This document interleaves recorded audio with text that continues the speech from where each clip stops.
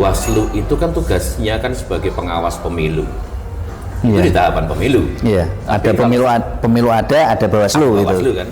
Nah, pandangan mereka itu Bawaslu itu nganggur, tidak punya pekerjaan. Bawaslu nganggur. Iya, Bawaslu itu nganggur, ngabisin anggaran. Gus, itu kan pemilu 5 tahun sekali. Iya. Dan nek wis pemilu, terus kowe meh ngopo?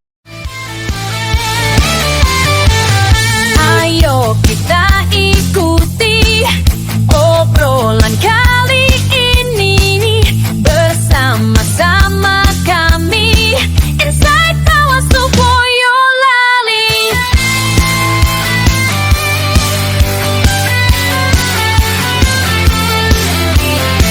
Inside Bawaslu Boyolali.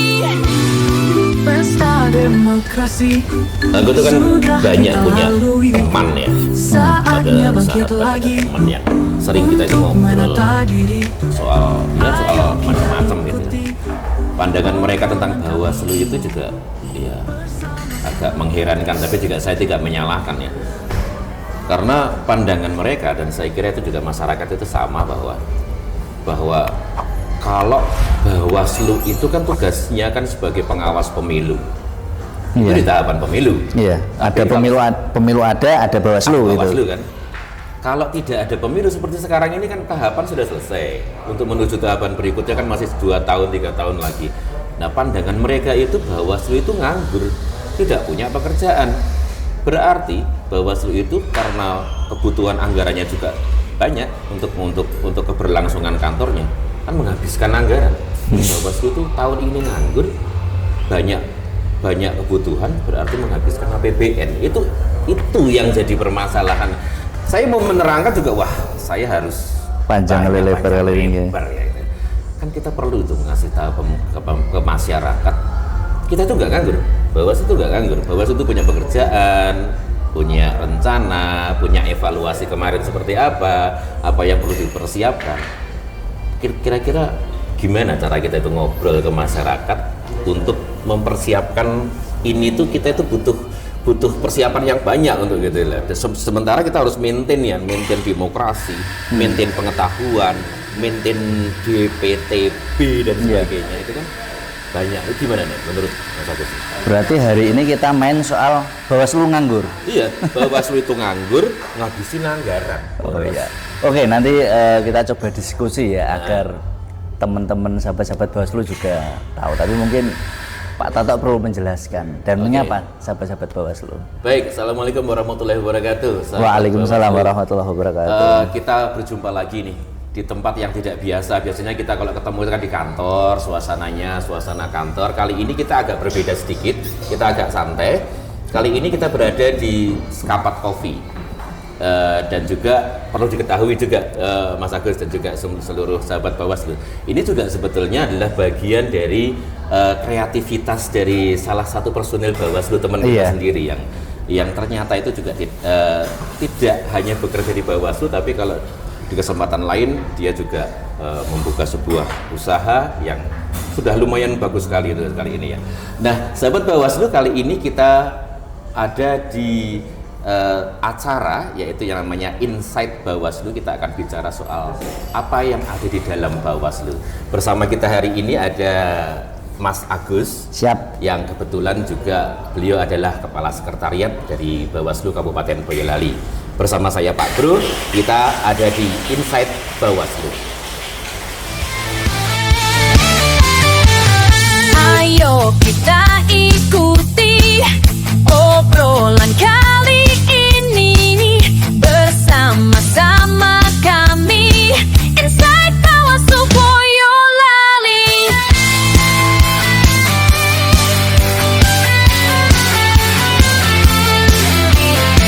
Inside Bawaslu Boyolali.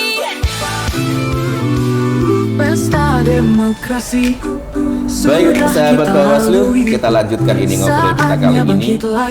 Tadi saya sudah membuka bahwa Bawaslu itu nganggur dan menghabiskan anggaran. Nah, ini kita buka ini dari awal dulu. Siap. Oke, ini tidak ada tahapan, Iya. iya kan? Tahapan sudah selesai. Sudah Baik selesai. pemilu maupun pilkada kemarin. Sudah selesai. Nah, berarti kita mau ngapain? Ya. Yang pertama tentu kemarin kita sudah melakukan beberapa evaluasi. Namanya sebuah proses kan ada persiapan, pelaksanaan dan evaluasi. Iya. Setelah pelaksanaan selesai di 2024, baik itu pemilu maupun pilkada kita sudah melaksanakan evaluasi, baik itu evaluasi dari internal maupun dari eksternal.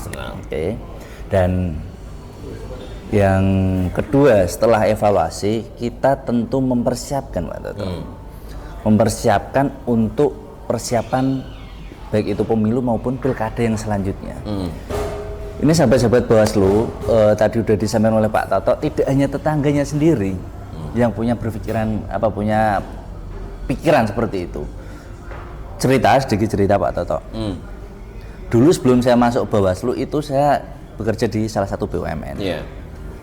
Dan ketika mendaftar CPNS di Bawaslu dan alhamdulillah keterima. Proses perpisahan dengan teman-teman sekantor itu banyak dari mereka yang punya pertanyaan yang sama. Gus, nah ini kan dulu kan belum ada pilkada serentak ya, pilkada tetap 5 tahun sekali. Pertanyaan teman-teman kayak gini Pak Toto. Gus, itu kan pemilu 5 tahun sekali. Dan nek wis pemilu terus kowe meh ngopo? Ngapain? Hampir sama. Dan mungkin waktu itu saya juga belum bisa jawab karena belum bisa bergabung dengan Bawaslu. Aduh, ya saya belum tahu. Ya akhirnya setelah masuk dan kurang lebih 10-11 tahun bekerja di Bawaslu akhirnya saya bisa tahu dan mungkin nanti bisa sedikit menjawab atas pertanyaan-pertanyaan dari teman-teman atau sahabat-sahabat Bawaslu maupun keluarga dari sahabat-sahabat Bawaslu. Jadi gini, salah satu yang kemarin masih belum bisa kita kerjakan di waktu tahapan pemilu maupun pemilihan itu adalah soal penataan arsip Pak Toto. Penataan arsip. Gini, kita kan lembaga pemerintah, tentu semua uang dari rakyat untuk membiayai kinerja Bawaslu itu harus dipertanggungjawabkan. Iya, betul. Walaupun itu 1% pun tetap harus kita pertanggungjawabkan. Nah, SPJ itu yang tadinya karena berhimpitan dari pemilu dari pemilu langsung ke pilkada itu kan tidak ada space atau waktu yang cukup untuk menata itu. Kemudian setelah selesai kita coba menata kembali SPJ terkait keuangan dan juga dokumentasi, administrasi soal pengawasan yang itu banyak sekali yang harus kita tata dan kita kelola. Itu yang pertama Pak Toto. Yang kedua, di masa tahapan pemilu kemarin, ketika kita melaksanakan pengawasan, kadang tidak hanya teman-teman dari teknis pengawasan yang melakukan pengawasan, bahkan kita turunkan semuanya. Termasuk salah satunya adalah tim humas yang tadinya mereka mempunyai tugas dan fungsi untuk melakukan peliputan, dokumentasi dan juga menjual dalam tanda kutip kinerja Bawaslu itu tidak bisa optimal. Makanya di waktu non tahapan seperti ini teman-teman khususnya tim humas dan juga nanti dibantu sama teman-teman yang lain itu punya tugas pokok fungsi untuk menjual dalam tanda kutip kinerja Bawaslu, mempromosikan bahwa kita tidak nganggur. Itu Pak Toto. Jadi memang berarti intinya bahwa kita itu dari kemarin itu seluruh personilnya konsen di pengawasan, menjaga istilahnya integritas pemilu. Terus sekarang nggak ada tahapan pemilu, berarti tugasnya adalah mempromosikan Bawaslu tentang kinerja Bawaslu dan mestinya mempertahankan eksistensi juga, atau itu berarti tentu eksistensi dalam arti bahwa walaupun non tahapan itu kita tetap ada pekerjaan. Baik itu rutin, contoh kayak operasional perkantoran itu karena kantor terus berjalan tetap kita ada untuk anggaran operasional perkantoran dan juga ada mandat dari undang-undang bahwa kita tetap melakukan pengawasan pemutakhiran daftar pemilih berkelanjutan. Yang itu juga harus diawasi. Itu harus diawasi. Ya, mungkin itu kan apa? Semacam kayak tahapan di belakang layar ya Pak Toto, karena mungkin masyarakat tidak merasa bahwa pemutakhiran itu sebenarnya terus berjalan. Iya betul. Gitu. Nah, dan jarang juga itu dipublish dalam artian luas ya Iya, prosesnya ya iya. nanti. Cuma hasilnya nanti bukan akan dipublish. Oke, saya tertarik sama ini. Tadinya tadi pengawas, sekarang semua personil diarahkan harus bisa ikut membantu mempromosikan Bawaslu lewat segala macam ya. Sekarang ada medsos kan, Iya. mestinya kan berarti kan SDM-nya kan ya butuh kemampuan itu. Yang tadinya hanya mengawasi, Iya. sekarang harus bisa ikut terlibat dalam membranding Bawaslu, khususnya Bawaslu Boyolali supaya lebih dikenal masyarakat. Berarti kan harus ada tambahan kemampuan dari mereka. Pada basic mereka kan beda-beda. Oh iya, teman-teman di Bawaslu ini baik itu dari komisioner maupun sekretaris kan mempunyai latar belakang yang beda-beda.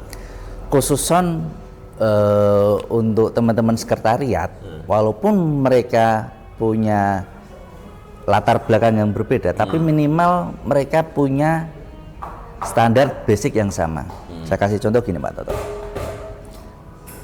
Seingat saya dan sepengetahuan saya, teman-teman staf di Bawaslu itu semua punya HP. Iya, punya HP. Semua punya HP. Dan mereka pasti punya kamera. Ketika mereka punya kamera, mereka pasti menggunakan fungsi kamera itu, yaitu untuk jepret-jepret. Entah itu mendokumentasikan kegiatan mereka ketika piknik ataupun lewat selfie. Iya, betul. Nah, dengan basic yang hampir semuanya punya, tugas kita cuma gampang.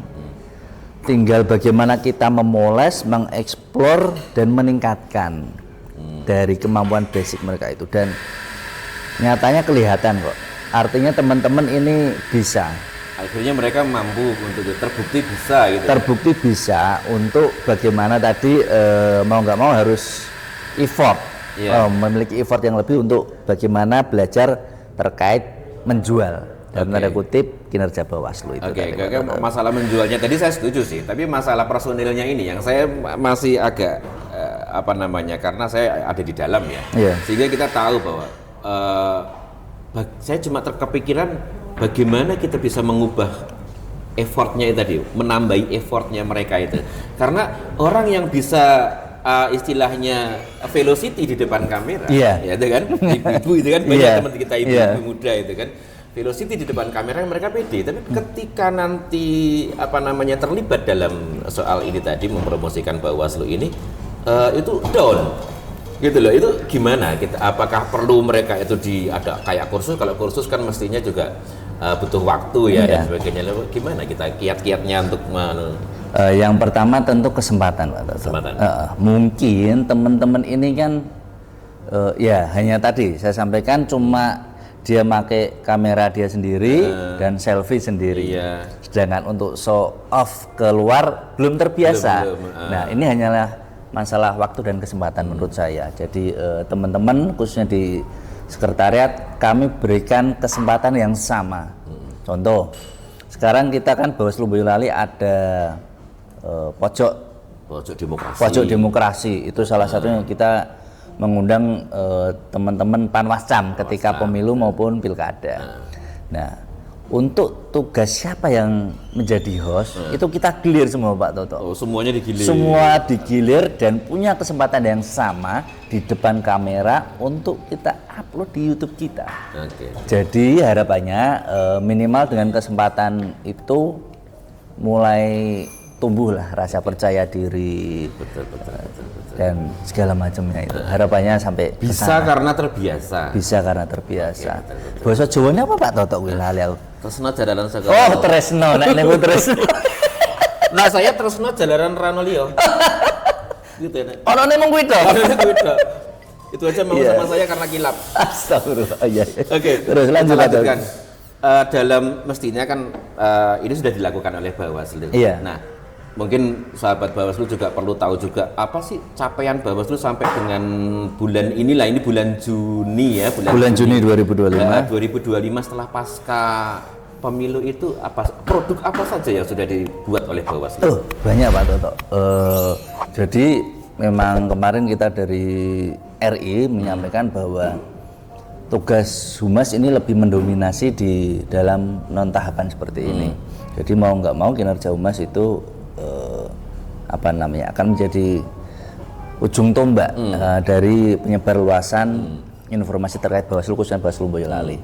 Yang pertama kemarin kita punya buku pengawasan, dokumentasi pengawasan itu kita sebarkan, kita sampaikan bahwa ini loh kinerja Bawaslu selama pemilu dan 2024. Ya, 2024 itu kita sampaikan ke masyarakat, ke dinas-dinas instansi terkait. Yang pertama.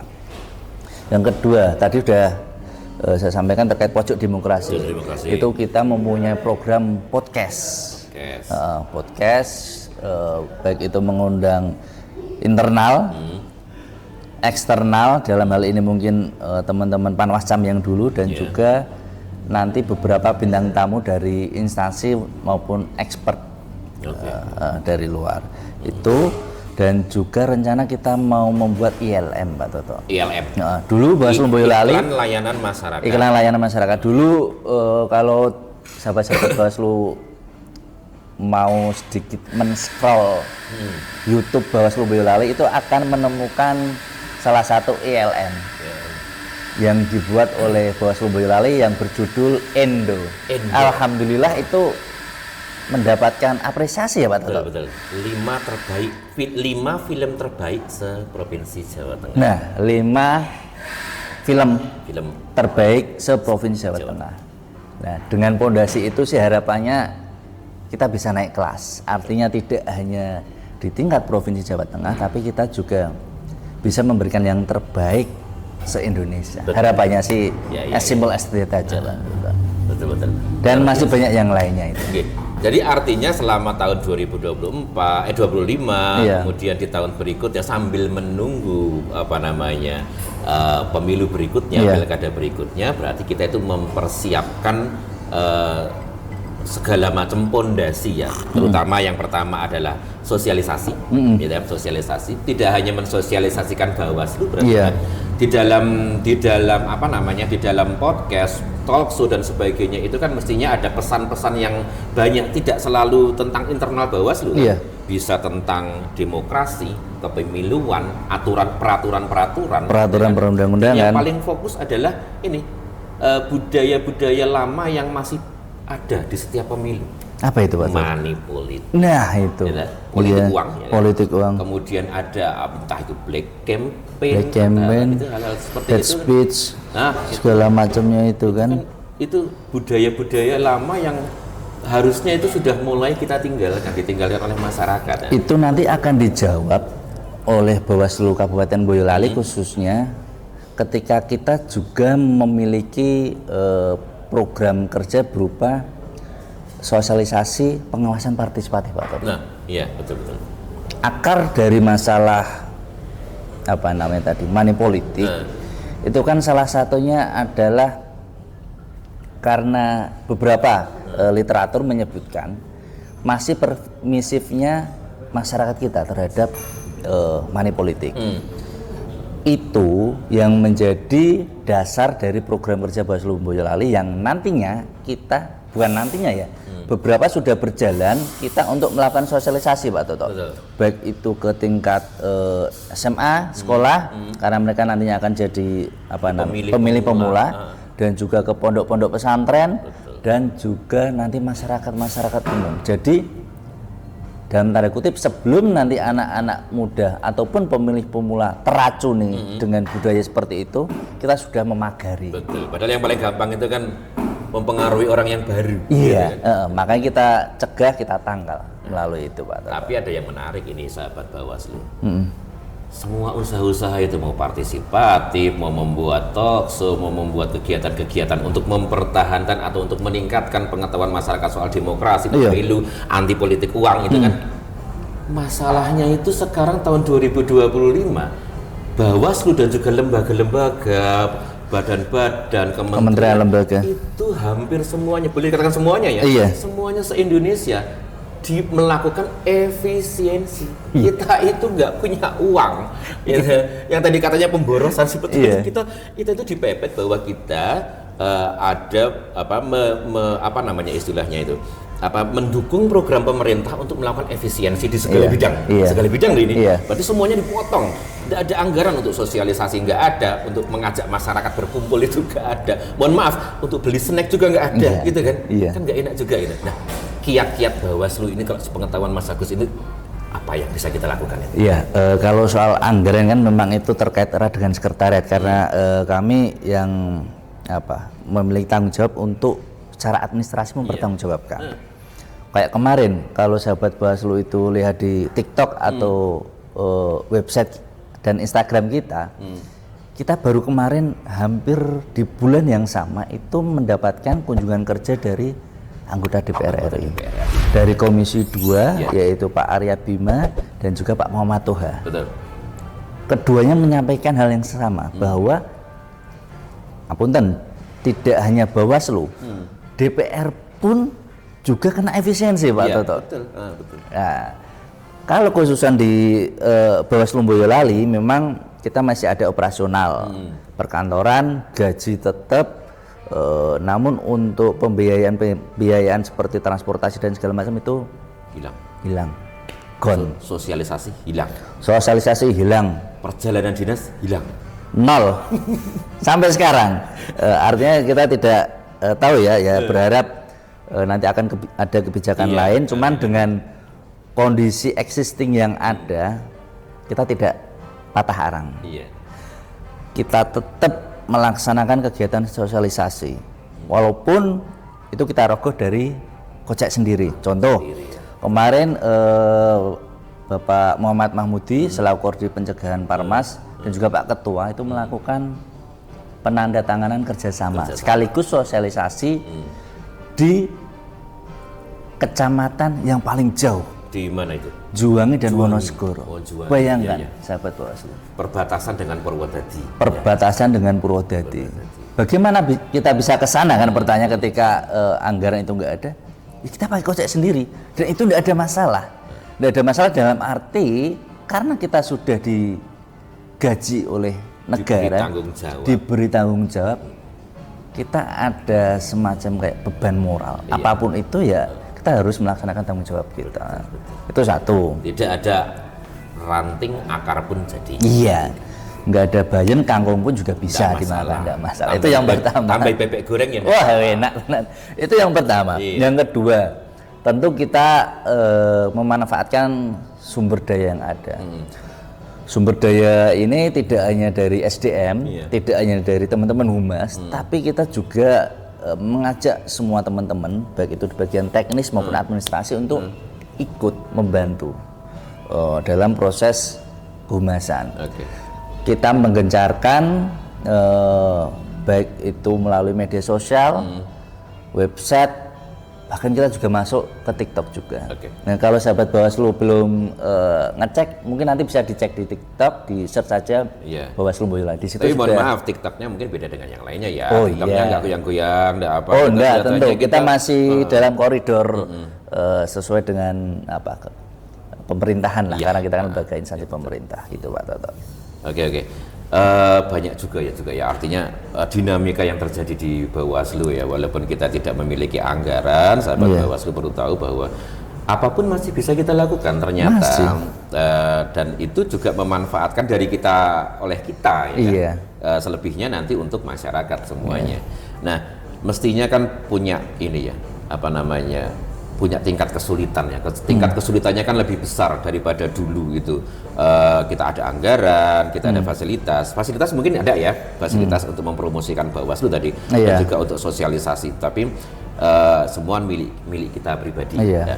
Nah, itu secara teknis dalam kaitannya dengan SDM sendiri ya, untuk membranding Bawaslu Boyolali khususnya ini, ada nggak kesulitannya itu? Kesulitannya itu di mana? Di orangnya atau di apanya gitu? Tentu kalau bicara kesulitan, semua pasti akan mengalami kesulitan. Seperti contoh kayak kemarin anggota DPR RI juga menyampaikan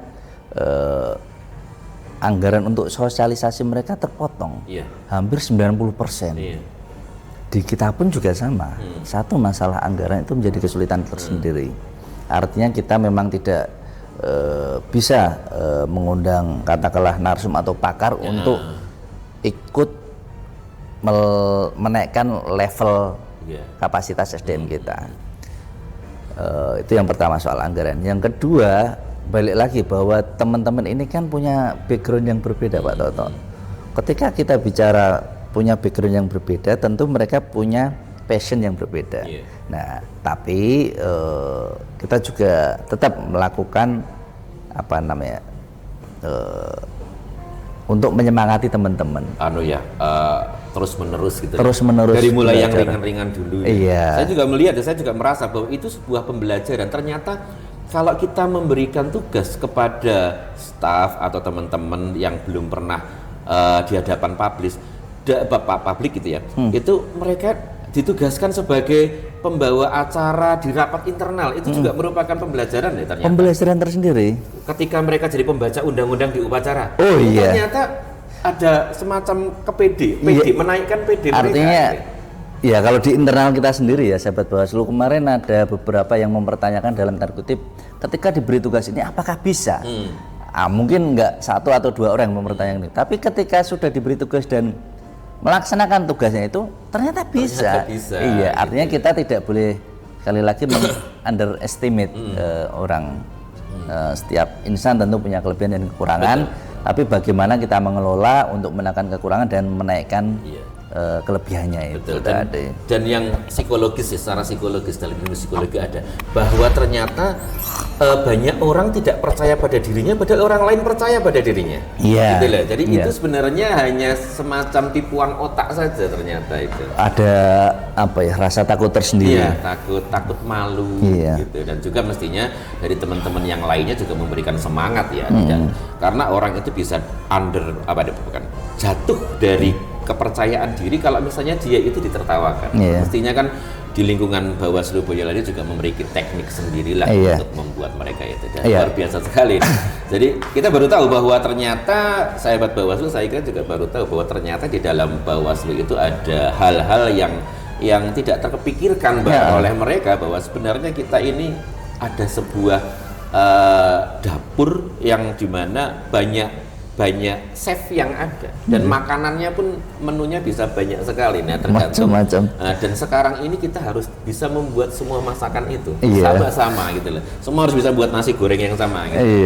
Nah, itu memiliki trik yang sendiri. Nah, sekarang harapannya ke depan ini apa ini? Sebenarnya kan dengan adanya efisiensi, banyak ini efisiensi yang tidak ada anggaran, kemudian kekosongan, kevakuman kegiatan pengawasan, terus kemudian rencana ke depan kita harus tetap bisa meningkatkan pengetahuan masyarakat soal demokrasi, soal penanganan pelanggaran pemilu yang harus kita ada penguatan di dalamnya. Itu kira-kira harapan Pak Kasek ini apa ini sebetulnya untuk harapan dari Bawaslu sendiri, kemudian harapan ke masyarakat apa itu? Iya, mungkin sedikit saya koreksi terkait kevakuman ya. Sebenarnya tidak ada kevakuman, vakum tahapan ya. Cuma untuk vakum pengawasan tidak, karena tadi sudah saya sebutkan kita ada pengawasan PPDB, pemutahiran daftar pemilih berkelanjutan itu. Nah, untuk harapan tentu sama kayak tadi di awal, ketika sebelum masuk Bawaslu saya juga berpikiran yang sama. Pemilu 5 tahun, setelah pemilu ngapain saya nanti kerja? Itu sama persis dengan masyarakat dan teman-teman semuanya mungkin. Nah, akhirnya saya menemukan jawaban ketika masuk di Bawaslu. Artinya saya juga ingin men-sharing knowledge itu, bahwa jawaban ini saya juga ingin masyarakat mengetahui. Artinya masyarakat juga sudah hilang pertanyaan ataupun menghilangkan tanda tanya tadi, apa sih yang dikerjakan Bawaslu, harapannya itu. Tentu kita akan mengejarkan dalam arti membuat konten-konten, membuat produksi iklan layanan masyarakat, dan kita show of force lah ke media sosial. Itu yang pertama. Dan yang kedua, seperti kemarin contoh dari salah satu SMK di Wonosobo, untuk apa namanya, mengisi beberapa literatur buku, mereka komunikasi dengan kita, dan insya Allah akan kita lakukan perjanjian kerjasama juga terkait dengan itu. Bawaslu kan memiliki output beberapa buku, Pak Toto. Iya. Buku, buletin, laporan pengawasan, dan segala macamnya yang itu bisa kita share ke sekolah-sekolah, termasuk yaitu sekolah masyarakat, termasuk sekolah, agar bisa menjadi bahan literatur untuk teman-teman yang masih sekolah di sana. Ya, itu salah satu yang nomor 2. Dan yang ketiga tentu sosialisasi, Pak Toto. Kita gencar juga nanti akan sosialisasi, tidak hanya melalui media sosial tapi secara tatap muka juga.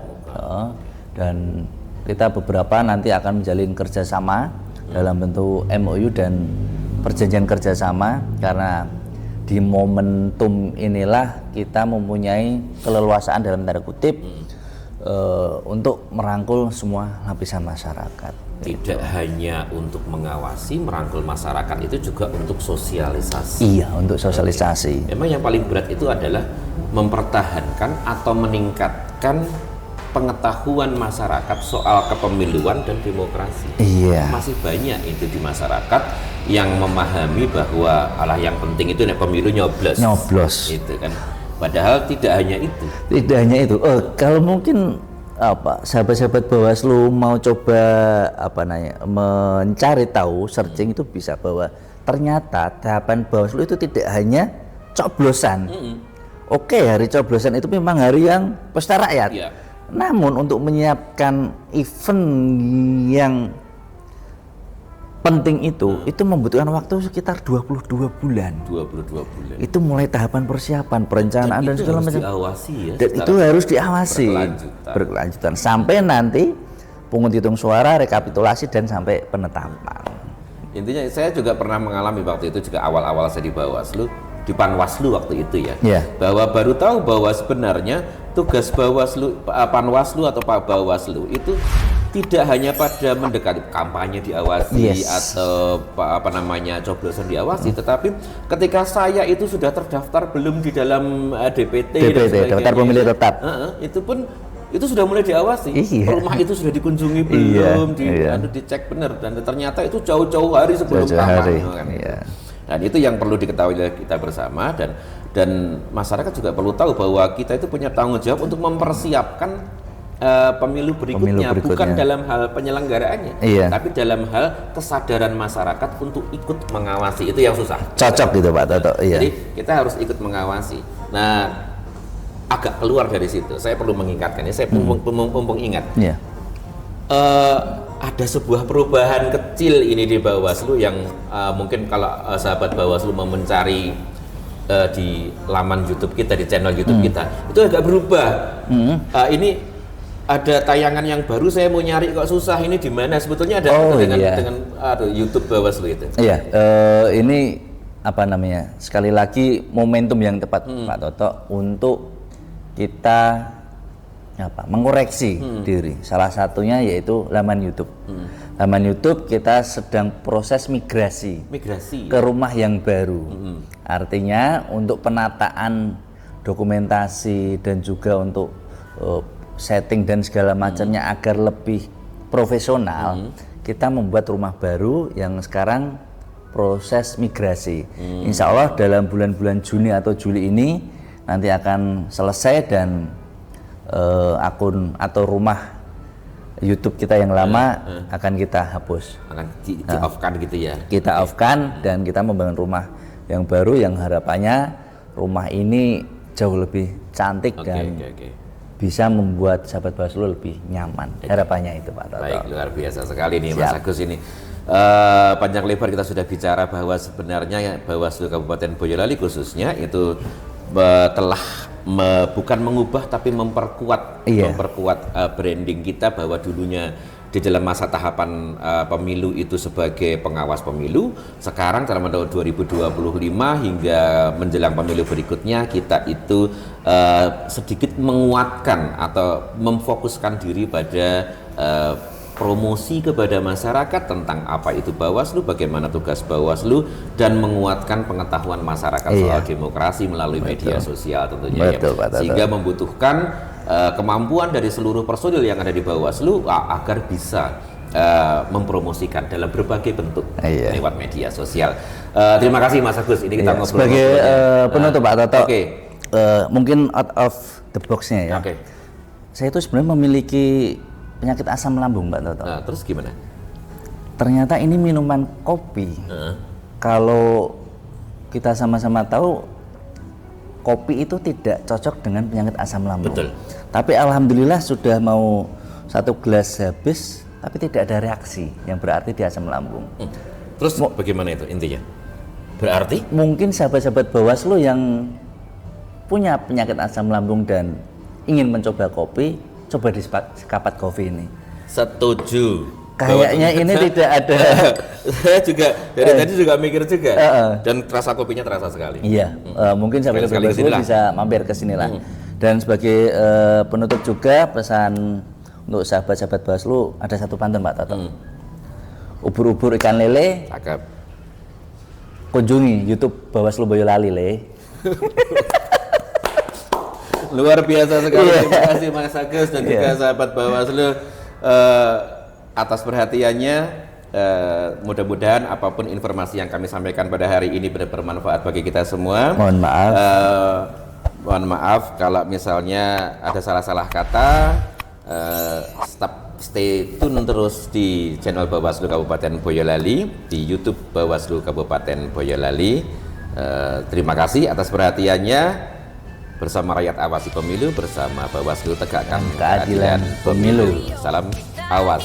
Assalamualaikum warahmatullahi wabarakatuh. Kali ini bersama-sama kami Inside Bawaslu Boyolali.